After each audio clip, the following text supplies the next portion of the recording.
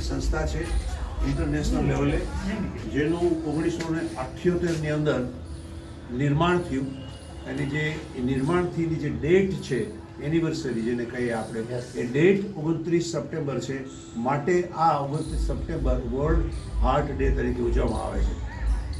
પહેલાં 29 સપ્ટેમ્બર નક્કી નહોતી, પણ last Sunday of the September ઉજવવામાં આવતો. ત્યાર પછી થોડોક વખત 22 સપ્ટેમ્બર ચાલી, અને ત્યાર પછી 2011 પછી 11-12 પછી કન્ટિન્યુઅસલી 29 સપ્ટેમ્બર આ ડેટ ફિક્સ કરવામાં આવી છે. હવે આ વર્લ્ડ હાર્ટ ડે ઉજવવાનું કોણે સૂચન કર્યું? તો એ વખતે 1977-78 પછી 2010-11ની અંદર એક કાર્ડિયોલોજિસ્ટ હતો જેનું નામ છે બોયડ્સ ડે લ્યુના. એ માણસે એવું સજેશન કર્યું કે વર્લ્ડ ડે હાર્ટ એક દિવસ આપણે ઉજવીએ તો એ દિવસે લોકોની અંદર એક પ્રેરણા ફેલાવીએ, એક માહોલ ફેલાવીએ કે હાર્ટ શું છે, આપણે એની શું તકેદારી રાખવી પડે, એનું સૂચન કર્યું. અને વર્લ્ડ હેલ્થ ફેડરેશન WHO અને WHO વર્લ્ડ હેલ્થ ઓર્ગેનાઇઝેશનના સંકલનથી આજે દુનિયાના 90 કન્ટ્રીની અંદર આ વર્લ્ડ હાર્ટ ડે 29 સપ્ટેમ્બર દિવસે ઉજવવામાં આવે છે. અને આપણે પણ દર 29 સપ્ટેમ્બરે વર્લ્ડ હાર્ટ ડે આપણે ઉજવશું, અને આજ આપણે ટી-શર્ટનો ઉપયોગ કરશું. દરેક વર્ષે આ દિવસની થીમ હોય છે. આ વખતની થીમ છે use heart for action. Use heart for action એ 2024ની થીમ છે. 2023ની થીમ હતી use heart and know the heart. 22ની થીમ હતી heart for each other. And એવી રીતે જુદી જુદી થીમથી દરેક વર્ષે ઉજવવાનું હોય છે. આ વર્ષે યુઝ ફોર એક્શન, એનો મતલબ કે તમે તમારા હાર્ટનો ઉપયોગ કરો એક્શન માટે, અને હાર્ટની એવી તકેદારી રાખો કે એ હાર્ટ તમારું તમે જીવો ત્યાં સુધી તમને વચન ન બોલો પ્લીઝ, સહકાર આપે. એટલે આ વખતની આ થીમ છે. હવે કોઈ પણ વસ્તુ આપણે એની જો કિંમત ન જાણતા હોય, એની ઇમ્પોર્ટન્સ ન જાણતા હોય, હીરો હોય પણ ખબર જ ન હોય તો હીરો છે તો આપણે કોકને મારો પાણો તરીકે ફેંકવી દઈએ. એવી રીતે હાર્ટ છે એ કેટલું શરીરને અગત્યતા છે, એની કેટલી ઇમ્પોર્ટન્સ છે એ પહેલાં જાણીએ. ફક્ત 1 પાઉન્ડનું વજન હોય છે, ફક્ત 1 પાઉન્ડ. 1,50,000 વખત આખા દિવસમાં બીટ કરે છે. 1,50,000 વખત 72 પર મિનિટના હિસાબે તમે કાઉન્ટ કરી લેજો. 72 પર મિનિટના હિસાબે. અને એક દિવસનું 2000 ગેલન બ્લડ સર્ક્યુલેટ કરે છે આખા દિવસ. 2000 ગેલન. તમે વિચાર કરો કે એની તાકાત કેટલી.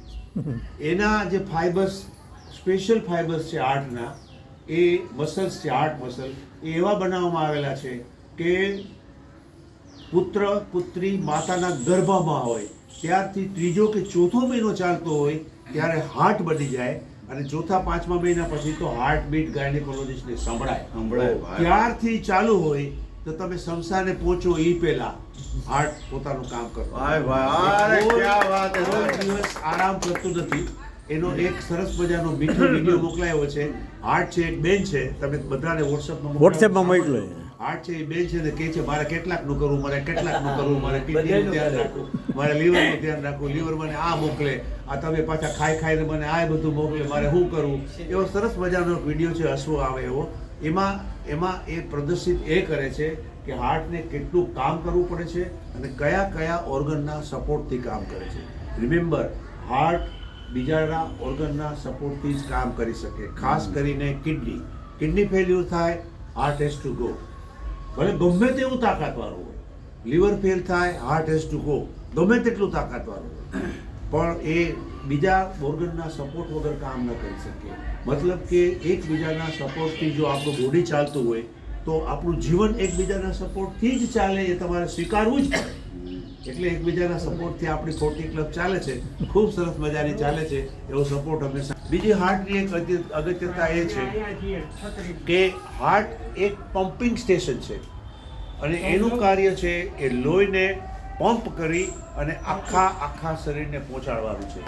કે એને બંધ કરજો ને, ફોન બંધ કરી. એ તમને એમ લાગે કે લોહી પ્રવાહી છે એને બધે જગ્યાએ પહોંચાડવાનું શું કામ?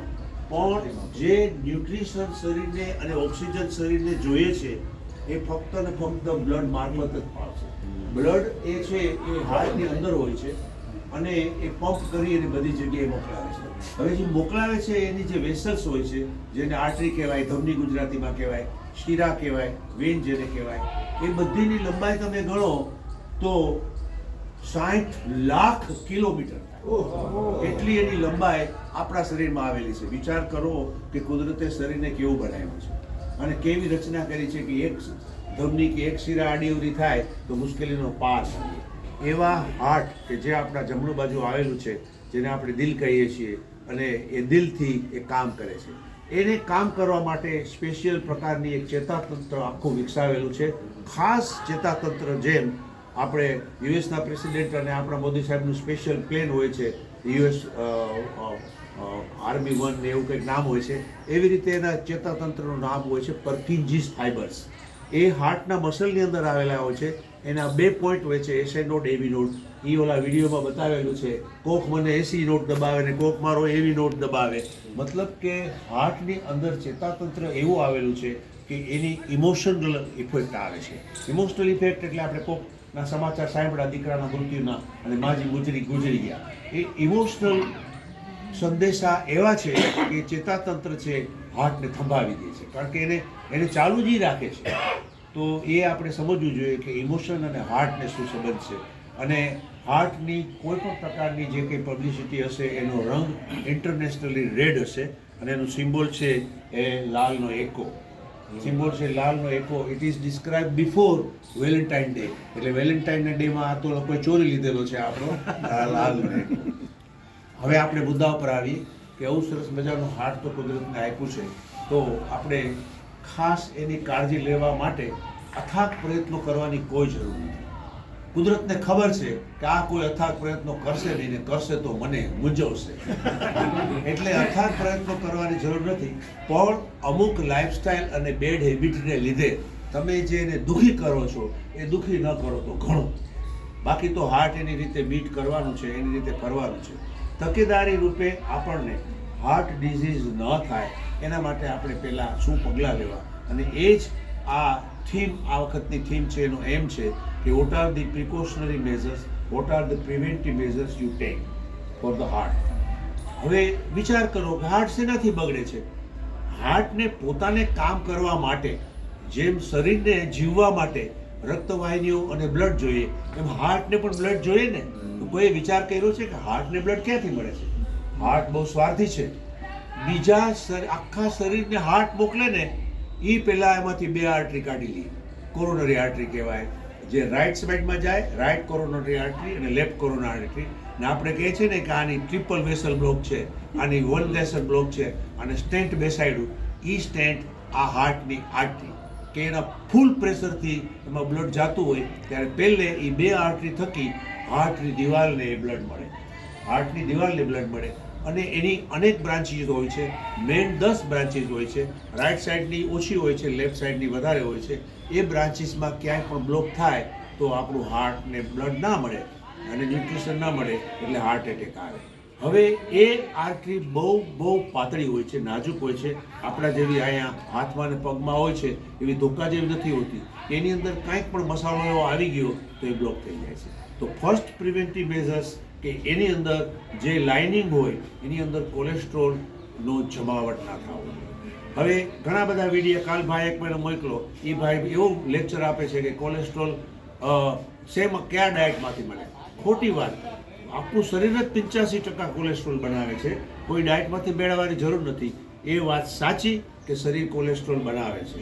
ક્યાં કોલેસ્ટ્રોલવાળું ડાયટ હાથી ખાય છે તો એનું કોલેસ્ટ્રોલ નોર્મલ હોય છે. ઉંદર કોલેસ્ટ્રોલવાળું ખાતો નથી તો એનું કોલેસ્ટ્રોલ નોર્મલ હોય છે. 85% કોલેસ્ટ્રોલ આપણું શરીર બનાવે છે, એ શુદ્ધ કોલેસ્ટ્રોલ છે. પણ આપણે જે ખાઈએ છીએ ને એમાં પણ કોલેસ્ટ્રોલ આવે છે, અને એ જે ખાઈએ છીએ એ સારું કોલેસ્ટ્રોલ નથી ખાતા. એ જે વધે કોલેસ્ટ્રોલ, મતલબ કે નોર્મલ વેલ્યુ છે એનાથી વધે, એ કોલેસ્ટ્રોલ છે એના ક્ષારો બાજે એને આપણને નુકસાન કરે. તમે ખરાબ વસ્તુ ન ખાવ ને તો કાંઈ નહીં. સારી વસ્તુ 15% વાળી ન ખાવ ને તો કાંઈ નહીં, 85% શરીર મેનેજ કરી લેશે ઉંદરડામાં ને કૂતરાઓમાં થાય છે. પણ તમે જે ખાવ છો ને એમાંથી જે ખરાબ કોલેસ્ટ્રોલ બને છે એને ટાળો. તો હવે એવું શું ખાવ છો કે જેથી કરીને ખરાબ કોલેસ્ટ્રોલ બને છે? ટોટલ જંક ફૂડ અને વ્હાઇટ, 3 ઝેરી વ્હાઇટ વસ્તુ. નિમક જે બ્લડ પ્રેશર કરે છે, એઝ સચ કોલેસ્ટ્રોલ નથી બનાવતું. નિમક જે બ્લડ પ્રેશર કરે છે એ નિમક બ્લડ પ્રેશર કરે એટલે હાર્ટને વધારે ખબર પડે. ખાંડ, sugar is very bad. As far as possible શુગરને એવોઇડ કરો. મોરી ચા પીવાની ટેવ પડતી હોય તો પાડો, પણ મીઠી ચા પીધા વગર ન હાલે તો 1 કે 2 વાર પીઓ, પણ 25 વાર ના પીઓ, 10 વાર ના પીઓ. ત્યાં પગ નીચે સોટાવાર એક પી લીધી પછી ઘેરે પી લ્યો, બસ પતી ગયું. પછી 4-5 વાર હાલો આવો નહીં. શુગર, નિમક અને વ્હાઇટનેસ, પર્ટિક્યુલરલી ખાવામાં મેંદો, આ 3 વ્હાઇટ વસ્તુનો તમારે ત્યાગ કરવો જોઈએ. એક પેંડો is equal to 25 cup of tea. એટલે પેંડો છે એ તમે ખાઓ 25 કપ ચા થઈ જાય. એટલે એ તમે એવોઇડ કરવો જોઈએ. સ્વીટ છે એ સચ એ વેલકમ ડિશ છે, હું ઘણી વખત તમને કહું છું, પણ આપણામાં મેનુ થઈ ગયું છે. આપણે બુધવારે સવારે લાડવા ખાશું, બપોરે ખાશું, રાત્રે ખાશું. એટલે સ્વીટ છે ઇન્ડિયામાં મેનુ થઈ ગયું. જંક ફૂડ, સ્વીટ્સ અને તેલ કોઈ પણ પ્રકારનું, એની આપણે ડિસ્પ્યુટ જ નથી કરવા કે ચર્ચા જ નથી કરવી. કોઈ પણ પ્રકારનું, સેચ્યુરેટેડ હોય કે અનસેચ્યુરેટેડ હોય, કોઈ પણ પ્રકારનું ઘી, અમૂલનું હોય કે પતંજલિની હોય કે ગોવર્ધન ઘી હોય, બધા જ પ્રકારના ઘી છે એ સારા નથી. ફક્ત ટેસ્ટ આપણા જીભડીના જ ટેસ્ટ છે, એટલે એને એવોઇડ કરો તો વધારે સારું. આ વધારાનો કોલેસ્ટ્રોલ જે આપણે નાખીએ છીએ ને હાલતા ને ચાલતા, એ આપણને નુકસાન કરે છે. બાકી શરીર 85% બનાવી લેશે. અને દેવદર્શને ગયા હોય ને ત્યાં થોડુંક તમે પ્રસાદ ચાખી લીધો ને તો ઘણું થઈ ગયું. એમાં કદાચ ગાયની ચરબી હોય, આ છે તે છે, એ બધું ભૂલી જવાનું. શ્રદ્ધા મોટી વસ્તુ છે. તમે ઝેરનો પ્યારો શ્રદ્ધાથી પીશો તો તમને ઝેરે નહીં ચડે. એવા બધા પોલિટિકલ ડિસ્પ્યુટમાં પડી અને કોઈને પછાડવાનો પ્રયત્ન ક્યારેય નહીં કરવાનો. અને કોઈ એવું ના કરે, હું તો એવું માનું જ છું, ક્યારે કોઈ દિવસ ધર્મના કામમાં એવું ના કરે. સસ્તા દરે આપતો હોય એટલે ખરાબ હોય એવું નથી. મંદિરમાં હંમેશા સસ્તા દરે આપતો હોય. આવા ડિસ્પ્યુટમાં કોઈ દિવસ નહીં પડવાનું, શરીરને ચડાવવાનું. એક આ ખોરાક. બીજી અગત્યની વસ્તુ છે લાઈફસ્ટાઈલ. લાઈફસ્ટાઈલ તમે જેટલું સાદાઈથી જીવો એટલું સારું. સાયકલથી ચાલે તો સાયકલ, સ્કૂટર ના લો, સ્કૂટરથી ચાલે તો ગાડીને ચલાવો, ગાડીથી ચાલે તો પ્લેનમાં ન બેસો. જેટલું, એ તો એક ખાલી વ્હીકલની વાત થઈ. સાદાઈ ભરેલું જીવન જીવો.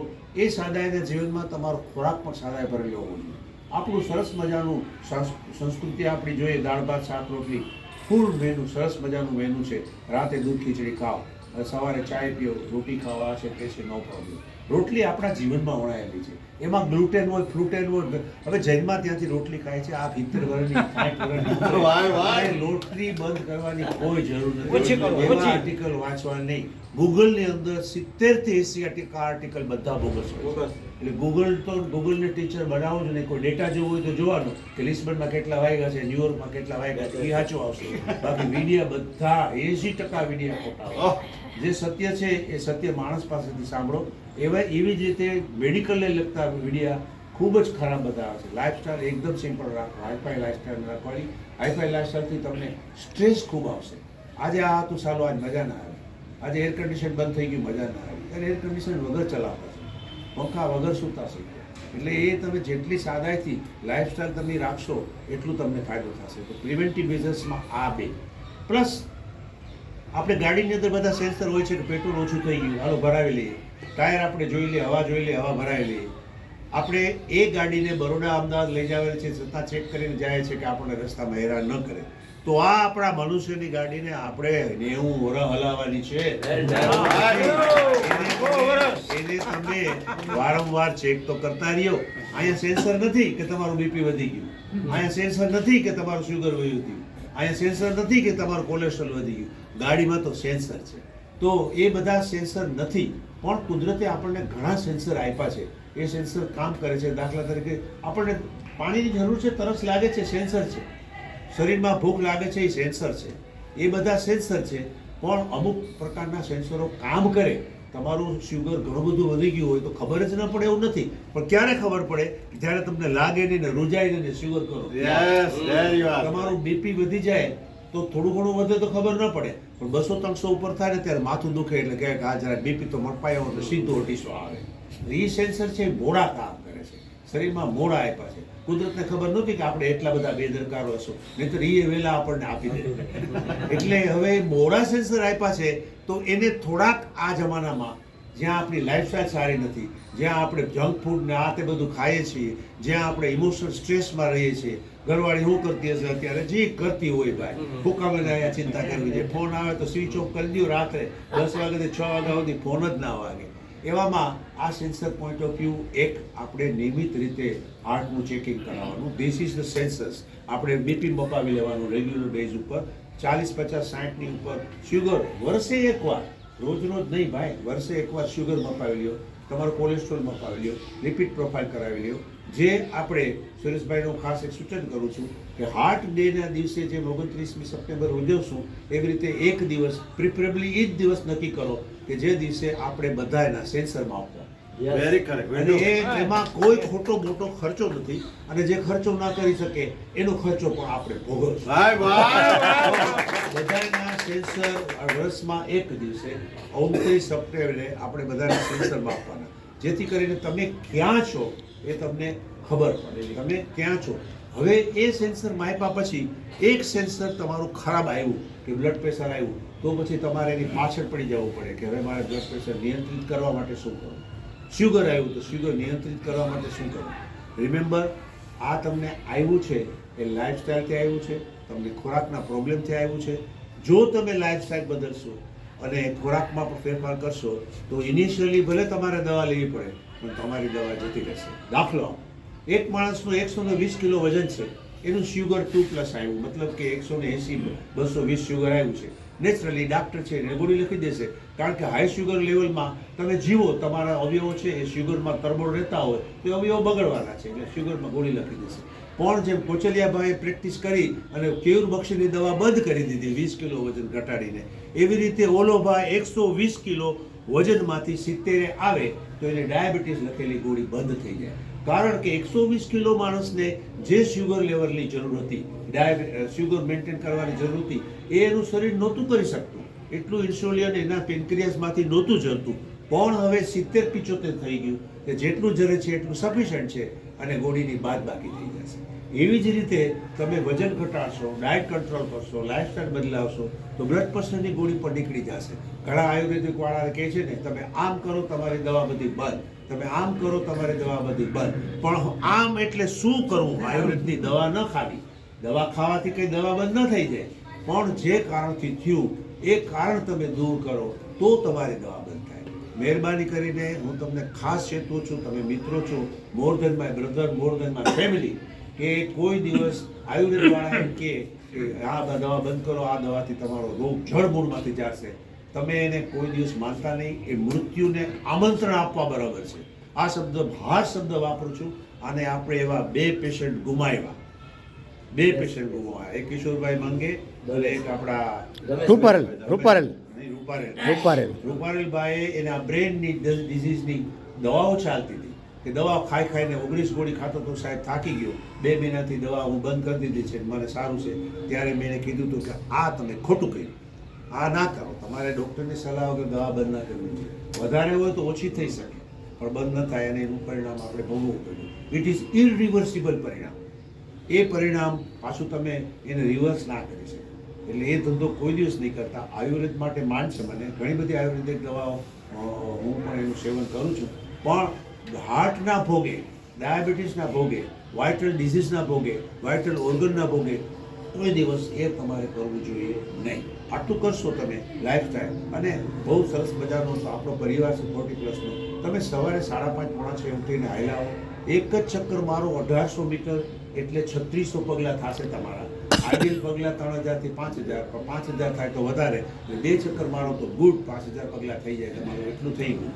એ તમે જો ઝડપથી ચાલશો તો એરોબિક એક્સરસાઇઝ થઈ જશે.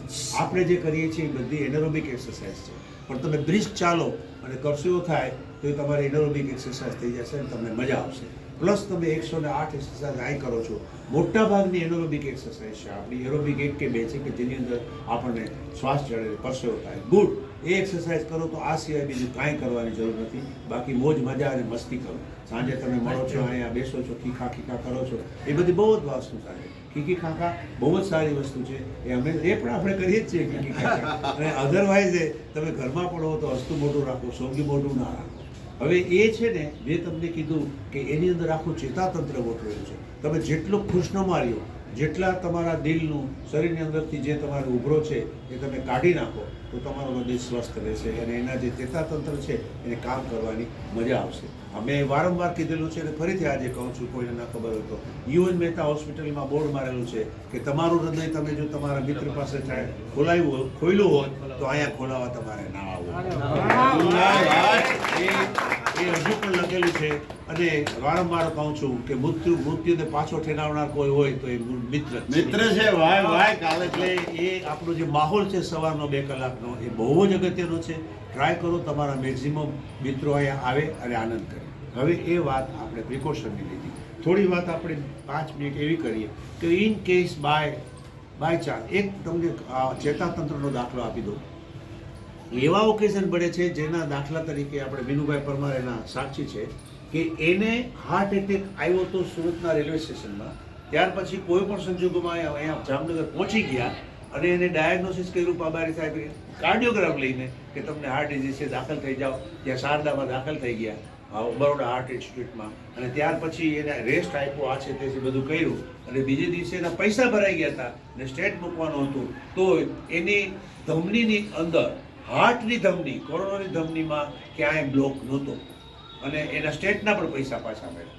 તો હવે વિચાર કરવાનો છે, તો બ્લોક નહોતું તો શું કેમ? એને સ્પાઝમ કહેવાય. કોઈ પણ અજુગતા સંજોગોમાં અથવા કોઈ કારણસર તમને એવો કોઈ વિચાર આવી જાય, કોઈ એવી તમારા ઉપર ભયંકર આફતનો એવો આવી જાય કે કંઈ એવું સમાચાર આવી જાય કે એવું આવી જાય, ત્યારે હાર્ટ છે ને એના ચેતાતંત્રમાંથી અમુક પ્રકારના સ્ટિમ્યુલસ નીકળે અને એ તમારી જે ધમનીઓ હોય એને સંકોચી નાખે. અને ત્યારે તમને એટેક જેવી ભાસ થાય અને એ થોડોક વખત માટે રે પણ કરો એટલે એ હાર્ટ એટેક તરીકે જ બધા જ ચિત્રો ઇસીજી અને ઇકોકાર્ડિયોગ્રામમાં આવે. અને પછી જ્યારે તમને રેસ્ટ આપવામાં આવે, ઇન્જેક્શન આપવામાં આવે, આરામ આપવામાં આવે, ઊંઘ આવી જાય, ત્યારે બધું જતું રહે છે. એટલે આ બધા આને કોરોનાની સ્પાઝમ કહેવાય. એ એકચ્યુઅલી એ સાયકોલોજીકલ અથવા તો જેને કહીએ કે ઇમોશનલ વસ્તુથી થાય છે.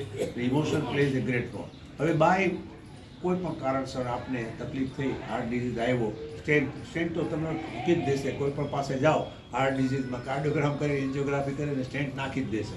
કારણ કે મોટામાં મોટી ફેક્ટરી અમેરિકાની જો હોય, આખી દુનિયામાં 75% સ્ટેન્ટ અમેરિકામાં બને છે અને શિકાગોમાં એની મોટામાં મોટી કંપની છે અને મોટો વેપાર છે. એવી રીતે બોઈંગ વિમાનો દુનિયામાં ભરે છે, એની કંપની છે એ અમેરિકામાં છે. એટલે this is all business.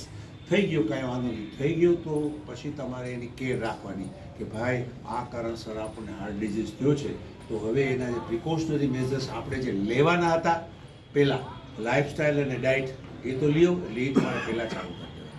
Number 2 કે જે દવાઓ તમને લખી આપી છે અને સૂચના આપી છે અને પૂરેપૂરું પાલન કરો. અને એટલીસ્ટ એવરી યરલી તમારા હાર્ટનું ચેકિંગ તમારે તમારા હાર્ટ સ્પેશિયાલિસ્ટ જે કે એને સ્ટન્ટ મૂક્યો હોય કે જે હોય એ ગુજરી ગયો હોય તો એનો અનુયાયી જે હોય એની પાસે તમારે એ હાર્ટનું ચેકિંગ કરાવવાનું રહે. એ તો ખાસ ને ખાસ.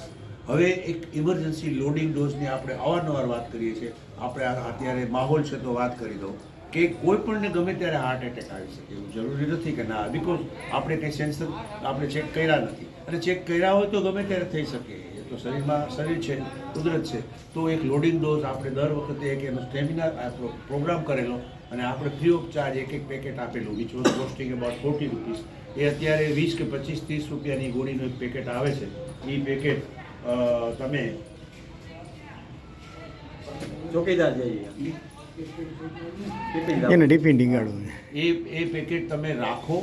મોટી ઉંમરે રાખવું જોઈએ. જે વોલેટમાં આપણે એટીએમ કાર્ડ અને આપણું આ કાર્ડ ને બધું રાખીએ છીએ, 4 ગોળી રાખવાની. કદાચ આપણને જરૂરત ના પડે, કોઈને જરૂરત પડે તો પણ કામ આવે. ખાસ કરીને ક્યારે લેવાય કે તમને પોતાને ઓલરેડી હાર્ટ ડિઝીઝ હોય અને એટેક આવ્યો ત્યારે તો તમને તો ખબર જ છે, એટલે ફટ દઈને લઈ જ લેવાની, કોઈને પૂછવાની જરૂર નથી. પણ તમને હાર્ટ એટેક જેવું લાગે એટલે શું કે છાતીમાં ડાબે પડખે દુખાવો થાય, એકદમ વજન મૂક્યું એવું લાગે, માથે હાથીનો પગ મૂકો એવું લાગે, ડાબા ખભામાં દુખાવો થાય, જણેલાટી થાય, ચક્કર આવે, આવું બધું થાય, ત્યારે કદાચ એ ગોળી તમે લેશો અને હાર્ટ ડિઝીઝ નહીં હોય તો નુકસાન ન થાય એની ખાતરી મળે. એટલે એવું થાય તો લઈ લેવાનું, અને એ લીધે હશે તો ઇમરજન્સીમાં તમારે હાર્ટ એટેકની ટ્રીટમેન્ટ મળી જશે અને તમે આરામથી 108ને બોલાવી તમે જાશો.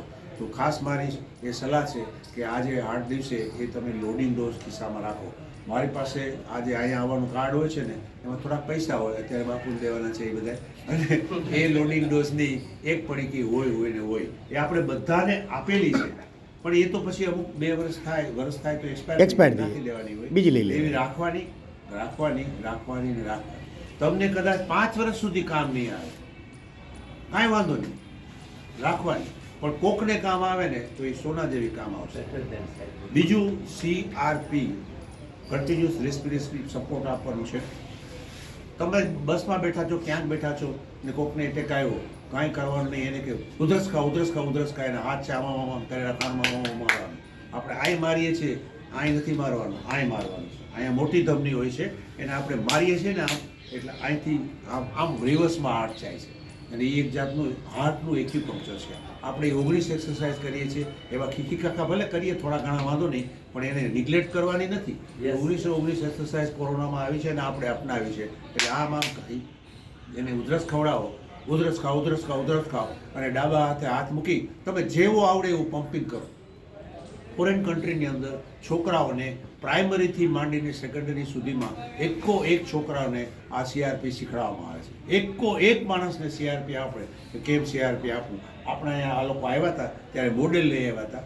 એ પુરુષનું મોડેલ હતું, સ્ત્રીનું તો બધા શીખવા જાય. પુરુષના મોડેલ ઉપર એ CRP શીખડાતા હતા, પણ મેં તો જોયું કોઈ ત્યાં શીખતું નથી. CRP નો કોર્સ હવે પોલીસ ડિપાર્ટમેન્ટની અંદર ફરજિયાત થઈ ગયો છે. દરેક પોલીસવાળાને CRP ફરજિયાત આવવું જોઈએ. એવી રીતે સ્કૂલમાં પણ ખરેખર CRP ઇટ્સ વેરી ઇઝી. અહીંયા દબાવવાનું છે, કઈ રીતે દબાવવાનું જરાક તમે શીખી લ્યો એટલે આવડી જાય ને 1-2 જણાના કરવાના, તો એ તમે છે ને જિંદગી કોકની બચાવી શકશો.